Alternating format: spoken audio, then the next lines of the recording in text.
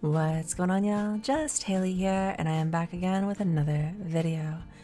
Now, a lot of you might know that I've been playing Yareli quite a bit on stream from time to time, especially some solo missions as I test out this build, and I did come to a place where I'm really confident, really comfortable with it, and I really liked the way that it played. Felt very comfortable.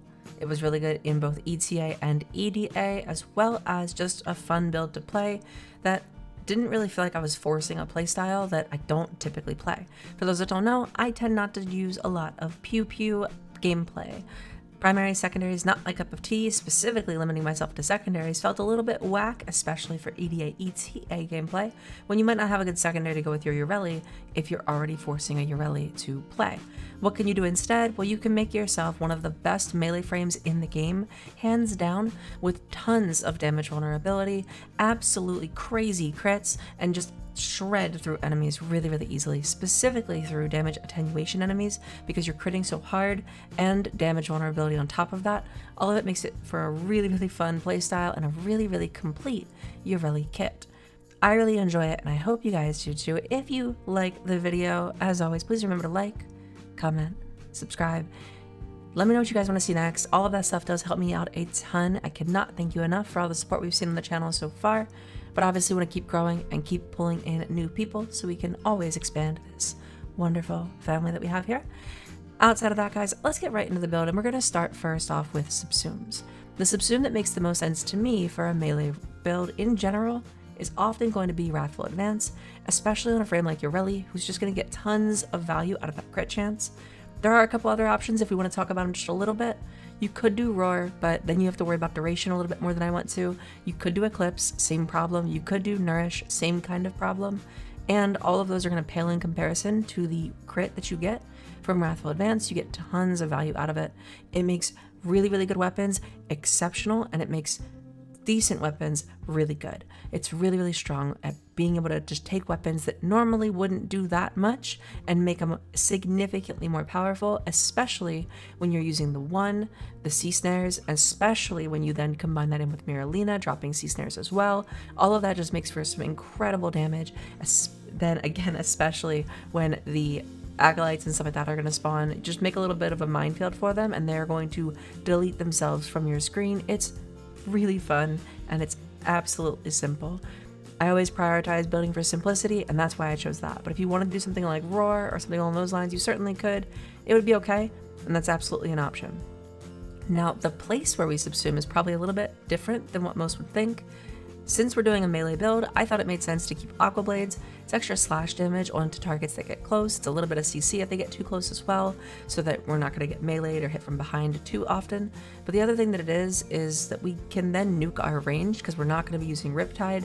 Even though I love the ability, it's really cool, really thematic, and it looks gorgeous. Personally, I didn't find value in Riptide for a build like this. It's absolutely great for things like the Pyrotechnics build, where you're going to make those the flame pillars, pyres hit multiple times, stack up those flame procs, and then heat procs are going to absolutely destroy enemies with it. Really cool, really fun build, but it's not really something I wanted to do here, because with range, all we get out of that is a little bit more range on the C snares. That's not going to be too effective for us anyway, since we're meleeing, we're clearing enemies so quickly. I'm constantly having to move to new packs because of the melee influence weapon that I'm using here, which in this case is actually the Tack and Lug, which I am going to give you guys a build for too, but just hold off on that.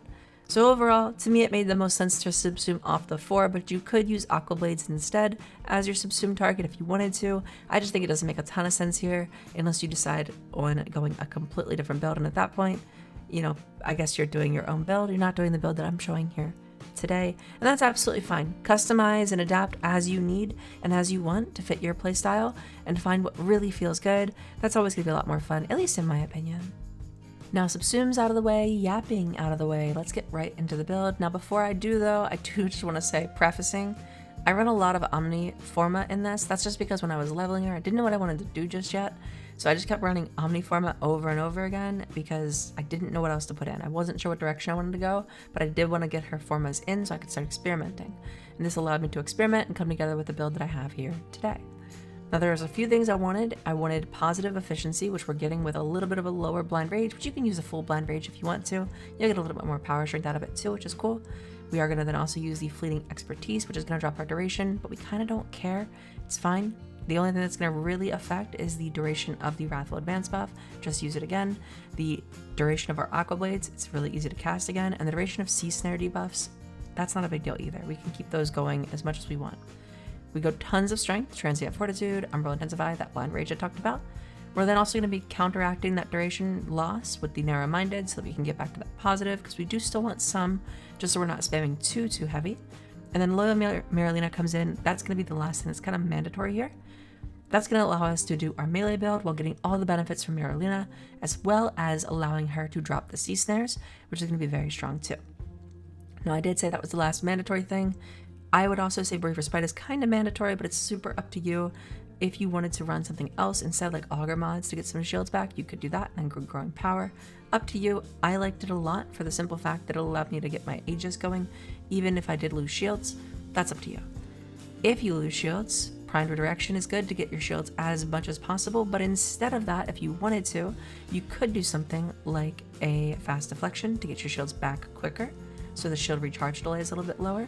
Or you could go for something like a Rolling Guard and then go for the Catalyzing Shields to go a true shield gate hit build here. I didn't like that because of all the damage reduction you're getting from Loyal Marylina. That 90% is going to be really strong with the Primed Redirection. Combining that with the 50% native and then adaptation on top of that feels very tanky. But if you wanted something more level cap focused, you might want to do Catalyzing Shields and a Rolling Guard. It is going to be a little bit stronger for you long term. Overall, this build, I then run Prime Sure-Footed. If you guys don't run it, if you guys don't have the same skill issues that I do, then absolutely run something that's going to be a little bit more power strength, like Power Drift, or you could run Cunning for a little bit more range if you wanted that. Now, like I said, range is not very important. You don't really need it here. It's only really going to be there to serve for the Wrathful Advance going a little bit further, just for the teleport. That's really nice. I do personally, by the way, recommend shifting your Wrathful Advance with Kalervo, inverting those buttons. That way you can teleport on tap. Or if you do hit an enemy, it's going to use it on the enemy. So it just makes it a little bit easier to teleport with it and does allow it to be a really nice mobility skill.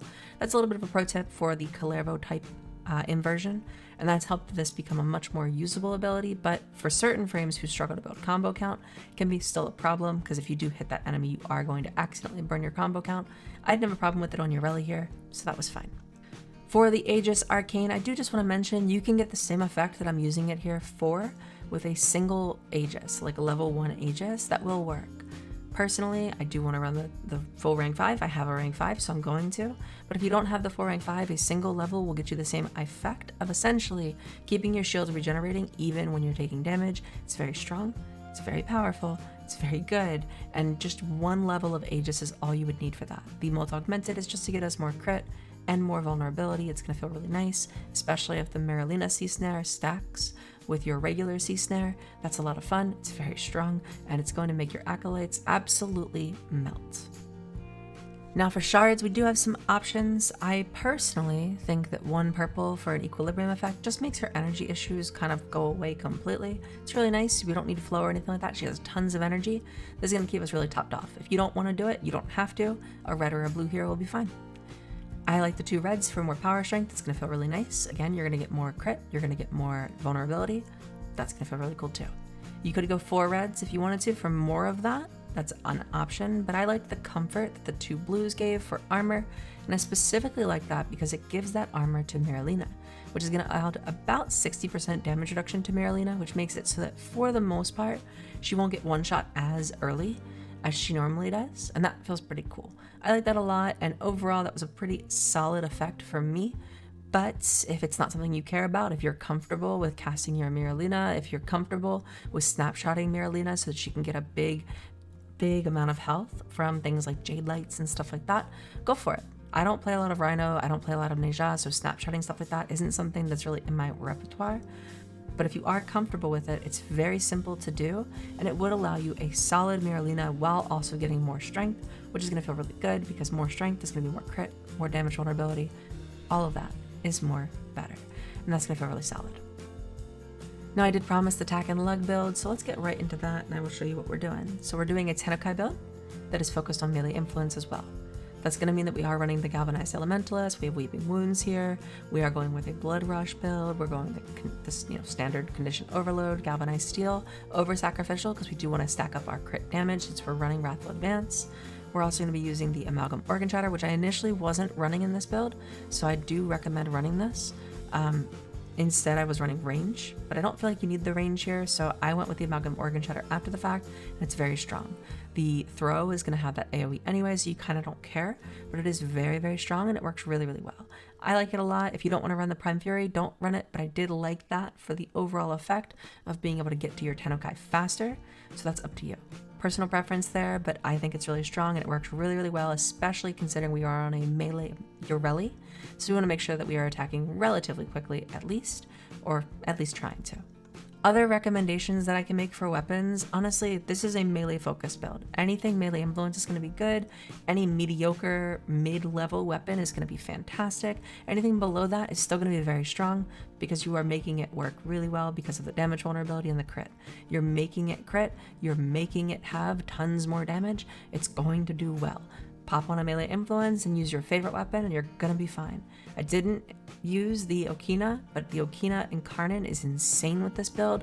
It was one of the highest kills per minute that I was able to get with any melee weapon. It was just very, very strong, and I really liked the way that it worked for this. So obviously take that with a grain of salt. It's my favorite melee in the game, so obviously I'm a little bit biased, but personally it worked really, really well in every one of the tests that I did, and it's probably the one you'll see me using on stream when I do use this build.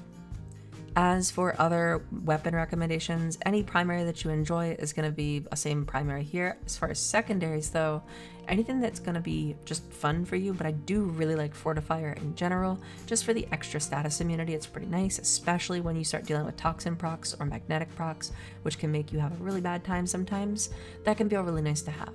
If you don't want to do that, that's fine. I'm a huge believer in the Epitaph, but if you don't want to do that, honestly, run your favorite secondary too. That's going to be fine as well. She has her wonderful passive going on almost all the time because you're moving all the time, so that's really strong. You could run any of the Enervate secondaries like the Encore or even the Atomos if you wanted to run one of those kinds of things. It's very strong too. Pick your favorite secondary, run it. It's going to absolutely shred with this build. It's very, very strong. And as always, again, you can just see that the acolytes just melt whenever they spawn because they get stuck in the snares plus the extra crit. Damage attenuation doesn't matter, they just melt. For pet recommendations, you're not going to believe this, but honestly, run whatever you want. I really like my Taxon, we know this.